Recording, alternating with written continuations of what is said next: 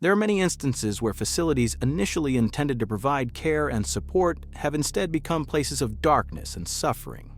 In the capital of Russia, there is such a place. Designed to be one of the country's leading medical facilities, this building eventually became a source of tragedy. Let us delve into the dark history of Hoverina Hospital.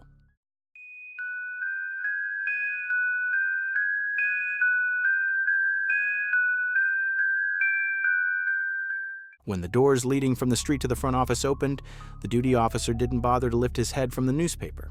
The sensors above the entrance were so sensitive that they were often triggered by passing cars instead of people entering.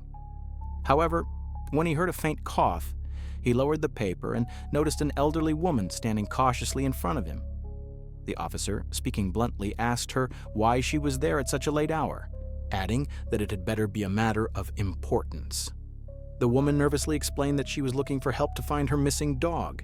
The officer, showing no effort to hide his irritation, stated that all his officers were busy dealing with actual crimes and told her to seek help from her friends or family. The elderly woman, however, responded that she had no one else to turn to and doubted that anyone would accompany her to the nearby abandoned Hoverina Hospital. At the mention of the derelict building, the officer's face hardened. Folding his newspaper, he leaned forward and sternly warned her that no one should enter that place under any circumstances. If her dog had gone there, it was most likely already dead.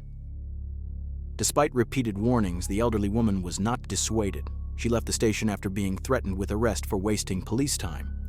As the officer watched her shuffle out into the street, he shook his head in frustration. He thought to himself that the place needed to be demolished as soon as possible. It had only brought an endless series of horrific and inexplicable crimes to the police. A week later, the officer learned of the woman's fate.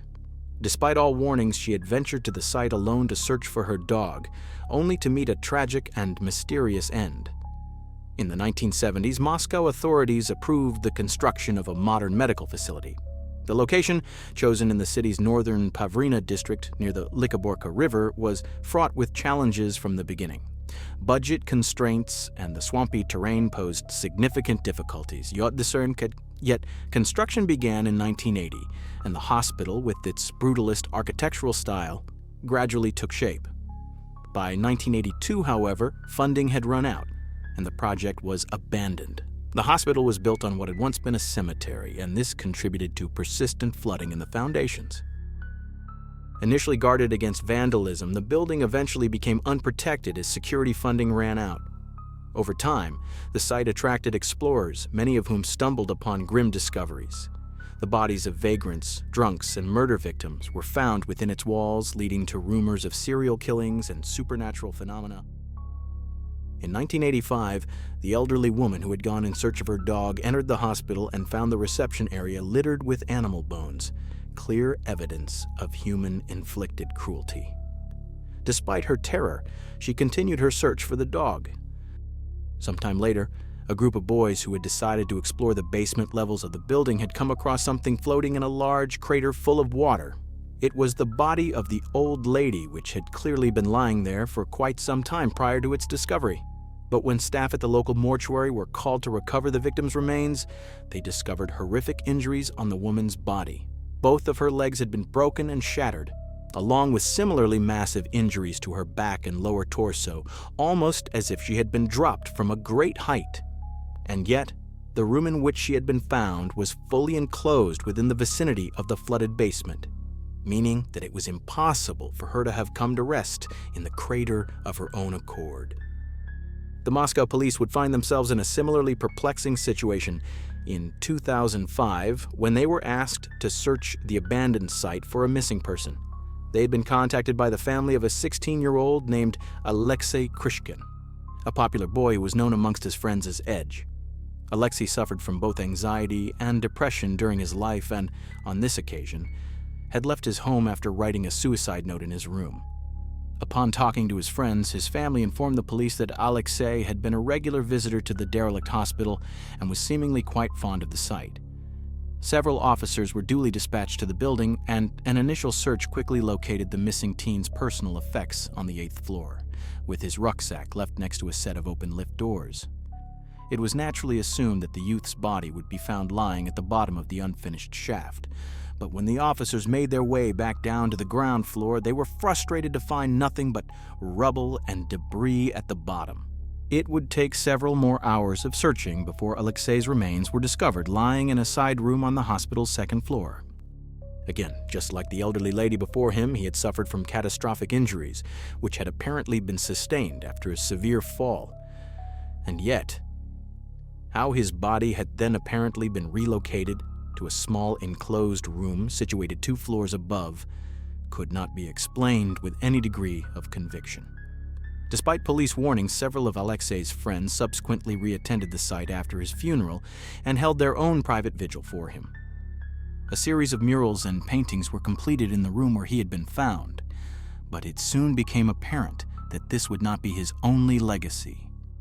Instead, there were multiple reports to the police from teens who had been exploring the building and claimed to have been disturbed by a glowing entity.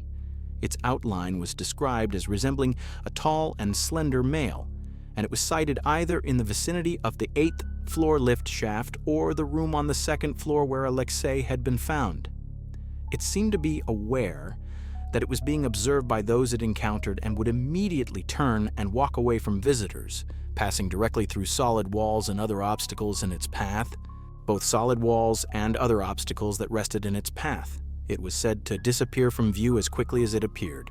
Stories which have circulated throughout the local community make mention of a trio of teens who were found slain at the site at some point during 2006. There is also the tale of an urban explorer whose body was discovered twisted and broken at the bottom of one of the empty lift shafts in 2011. The exact number of people to have been found deceased at Hoverina Hospital remains difficult to verify, as the city authorities have repeatedly refused to release any official figures. They have also declined to comment on another haunting story commonly associated with the building's history, which relates to the activities of a sinister group that, over time, has come to be known as Namasta. It is believed that during the mid-1990s, this group of occultists adopted the empty structure as their base of operations and held satanic rituals in the rooms at the basement levels. When local residents began to link the bizarre and unknown nocturnal activities of this group with the bodies that had been found at the site, great pressure was placed upon the authorities to act. As a result, a police unit known as OMON was directed to resolve the issue and was granted the authority to use any means they deemed necessary to do so. The officers tasked with this assignment spent some time conducting surveillance of the abandoned building, until they reached a point where they were satisfied that the cult members had assembled. It is alleged that they then stormed the building, herding the cultists far down into the basement levels where they were dispatched, their remains hidden away below the floodwaters. Depending on whereabouts one might inquire within the surrounding area, different theories abound as to what took place within the cursed walls of Hoverina Hospital. Nobody knows for sure if the deaths that occurred there were the result of supernatural activities or the grim deeds of a human killer, but everybody seems to have an opinion. Some Muscovites blame the cultists, claiming that the number of bodies being discovered at the building site dropped drastically once the police acted aggressively against the Namasta sect. Others believe that the deaths were the work of a serial killer, or worse, a group of killers who may have been working together, either using the abandoned building as a place to commit their crimes or as somewhere to display their grisly trophies to one another. Finally, for some, the fact that the land repurposed for the construction was a former cemetery is perhaps the true cause of the horrors that took place there, with the spirits of the dead rising from their graves and electing to punish the living who trespassed for the destruction and desecration of their burial site. Sadly, the possibility of investigating any of the other deaths believed to have occurred there has now passed. After many years of reported tragedy at the abandoned facility, the site and everything standing upon it was finally sold to a private company in 2018. In October of that year, the building's superstructure was eventually demolished before being completely cleared away, removing all trace of the hospital once and for all, along with its sinister and mysterious past.